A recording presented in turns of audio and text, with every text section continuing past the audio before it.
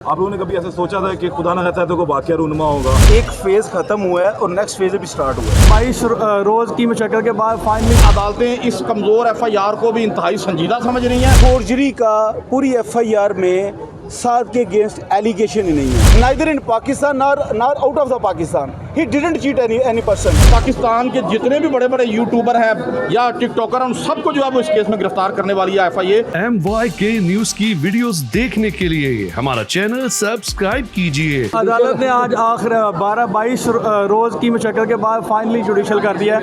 अब उनकी बेल का प्रोसेस जो है वो आगे स्टार्ट होगा। उस्मान मुश्ताक साहब ने बेल रेडी की हुई है, जैसे ही जुडिशल का ऑर्डर टाइप होकर हाथ में आएगा बेल अप्लाई कर दी जाएगी। आप सब और नाज़रीन देख सकते हैं कि जैसे इसमें मैं एक चीज़ कहूँगा, इसमें मैं एक चीज़ कहूँगा, इसका क्रेडिट जो है वो उनकी लीगल टीम और उनकी फैमिली को जाता है कि जिन्होंने बहुत ज़्यादा इसमें स्ट्रगल भी किया और बड़ा ज़बरदस्त तरीके से इस केस को परसू किया। सदा पर जज साहब ने उनका रिमांड खारिज कर दिया है और उनकी एप्लीकेशन को खारिज कर दिया और डकी भाई को जेल जाने का हुक्म दे दिया। अब डकी भाई की बेल का प्रोसेस शुरू होगा और इंशाल्लाह विद इन 2 और 3 डेज में उसकी बेल जो है वो मंजूर हो जाएगी। और बाकी जो है, आज मैंने ये एप्लीकेशन अपनी एफआईआर देखी है जिसमें डकी भाई को नॉमिनेट किया गया है। इसमें डकी भाई के अलावा 110 लोगों को नॉमिनेट किया गया है और 110 लोगों को मजीद अभी गिरफ्तार करना बाकी है, जिसका ये मतलब है कि ये पाकिस्तान के जितने भी बड़े बड़े यूट्यूबर हैं या टिकटॉकर, उन सबको जो है वो इस केस में गिरफ्तार करने वाली है एफआईए। इसलिए सब लोगों को मुहतात होने की ज़रूरत है।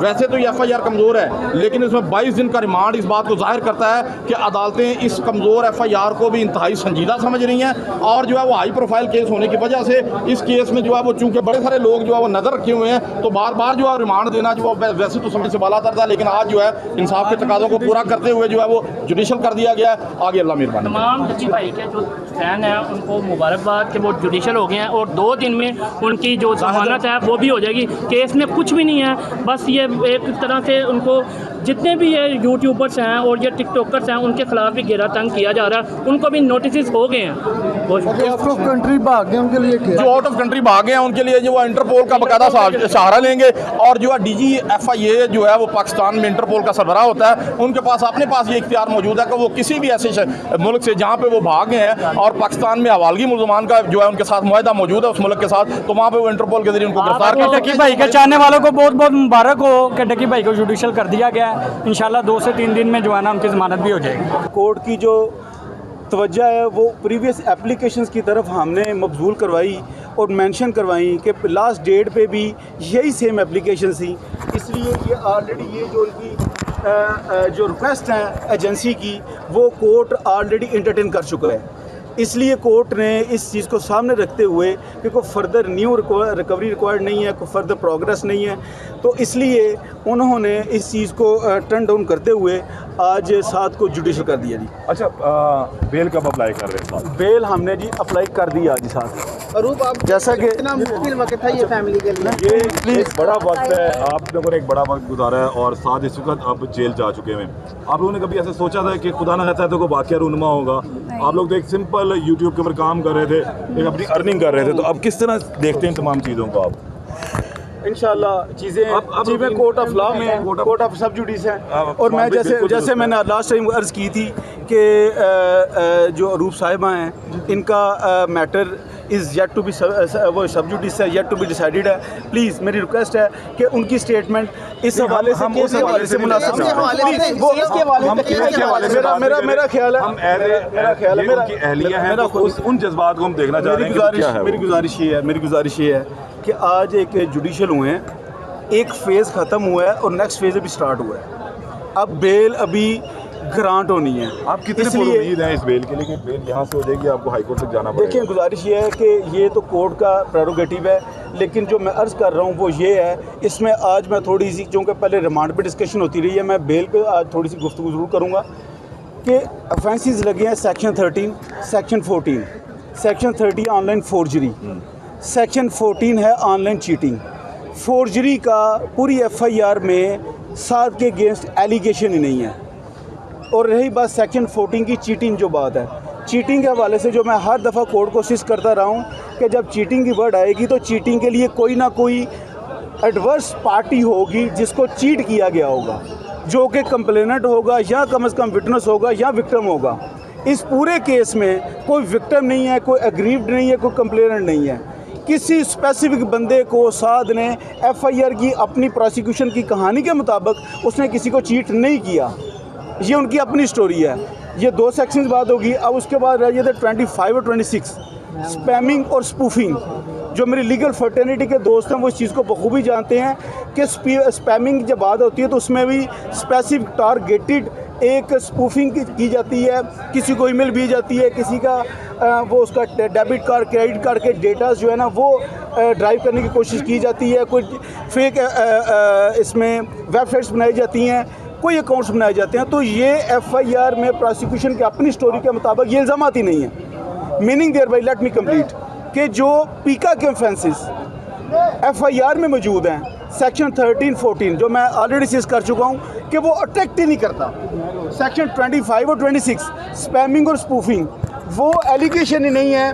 किसी शख्स को साथ ने रिसीव नहीं किया, किसी शख्स को एम्बेजलमेंट नहीं, किसी शख्स से अपने क्रिमिनल मिस अप्रोप्रिएशन नहीं की, इसलिए पीका के ऑफेंसेस इसके साथ अट्रैक्ट ही नहीं करते। अब रही बात रिमेनिंग 2 ऑफेंसेस पीपीसी के 294B और 420 की भी जो चीटिंग है बेसिकली वही स्टांस है, वही लीगल मेरा मौक़िफ़ है कि चीटिंग एफआईआर की प्रोसिक्यूशन के अपनी स्टोरी के मुताबिक साथ didn't cheat to any individual neither in Pakistan nor out of the Pakistan. He didn't cheat any person. ये प्रोसिक्यूशन केस ही नहीं है। अब 294B की बात कर लें कि किसी को प्राइस के हवाले से वो एफआईआर की स्टोरी को सामने रखें तो उसको कंसिडर किया जा सकता है, लेकिन that is bailable in nature.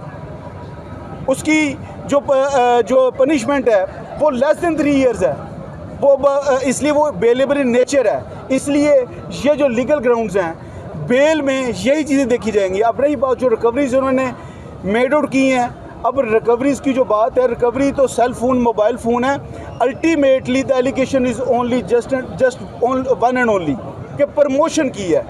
अब प्रमोशन की जो एलिगेशन है वो जो पीका की जो ऑफेंसेस है जो मैंने अभी आपकी वसातत से मैंने गोशुजार किए हैं कि 13, 14, 25, 26 वो प्रमोशन पे अट्रैक्ट ही नहीं करते, क्योंकि साद ने ना खुद को ऐसी वेबसाइट बनाई, ना कुछ ने ऐप बनाई, ना अभी पूरी इन्वेस्टिगेशन में। आखिरी बात वही टेक्निकल सेलेक्ट मी complete just only one thing, फिर मैं आपका जरूर क्वेश्चन लूँगा जी। एफआईआर में कैटेगोरिकल एक इल्ज़ाम लगाया गया कि बाईनामो एक जो ऐप है उसके ये कंट्री हेड है। Not a single documentary evidence came on the surface. कोई साद ने किसी भी ऐप के साथ ये कोई मैनेजर नहीं है, इसका कोई शेयरिंग नहीं है, पार्टनरशिप नहीं है, इसको कोई किसी भी ऐप से किसी किस्म का कोई शेयर नहीं आता, कोई डॉक्यूमेंट्री एविडेंस सामने आई। ये कोई भी किसी भी तरह किसी भी ऐप से बेनिफिशरी भी नहीं है। इसलिए हमारे जो नुक्ता नज़र में जो लीगल मैंने आपके सामने सिचुएशन रखी है ये फिट केस फॉर बेल है सर। लेकिन इसके बावजूद कोर्ट्स आर देयर, हमने कोर्ट को सीज करना है और इंशाल्लाह अल्टीमेटली ये अदालतें ही हैं। जब किसी पर जुल्म किया जाता है, किसी को किसी गलत एफआईआर में नामजद करके किया जाता है तो हम कोर्ट्स का डोर नॉक करते हैं। ये बताएं कि ये केस आपके लिए कितना मुश्किल था, क्योंकि सोशल मीडिया पर आप पर बड़ी तनकीद रही है इन 22 दिनों में। हर कोई कह रहा था कि वकील बदला जाए, तो कैसे आपने इसको हैंडल किया? अच्छा, एक चीज़ इसके साथ और शामिल कर लीजिए आप कि टेक्निकली अगर हम देखते हैं तो रकी ने सिर्फ अपनी सर्विसेज फराहम की हैं। अगर एक चीज़ देख लिया जाए, जो इल्ज़ाम लगाया गया है कि इन्होंने को ऐप्स की प्रमोशन की है, तो पाकिस्तान में सर्विसेज फराहम करने के वाले से कोई कानून मौजूद है? अच्छा, उसके ऊपर कोई एलिगेशन लग जाए, बंदे को गिरफ्तार कर लिया? मैं अर्ज़ करता हूँ बिल्कुल। देखें, प्रमोशन के हवाले से इन द वेरी स्टार्ट हमने आपकी वसातत से ये चीज़ें गोशदार की थी कि आज मैं फिर वही बात दोबारा मैं करना चाहूँगा कि साद ने तो किसी जगह अगर प्रमोशन की है और जिस वक्त ये प्रमोशंस की गई थी आपके इल्म में होगा कि आज से तकरीबन अ वीक बिफोर कुछ ऐप्स को 46 ऐप्स को बैन किया गया। Am right? अब जब जिस डेट का इल्ज़ाम है हमारे ऊपर, उस वक्त इनमें से कोई भी ऐप नंबर 1 बैंड नहीं थी पाकिस्तान में। Number 1 that wasn't declared as illegal through any standing order, through any SRO और एनी स्टैट्यूटरी लॉ। वो बैंड नहीं थी, इलीगल डिक्लेयर नहीं थी। ये मैं लॉफुल बात कर रहा हूँ, इसको लीगल लीजिएगा, मॉरलिटी पे हम बाद में बात कर लेंगे। नंबर 2, इसके हवाले से हम ऑलरेडी कर चुके हैं कि ये तो गवर्नमेंट सुपरविजन में PCL के मैचेस में प्रॉपर ही होती रही है, प्रमोट होती रही है। अब साद है या मैं हूँ, कोई भी आम शहरी है, उसके सामने अगर गवर्नमेंट सुपरविजन में किसी कंपनी की किसी चीज़ की प्रमोशन की जाएगी तो एक नेचुरल इन्फेरेंस लेंगे, ड्राइव लेंगे कि this is perhaps something legal.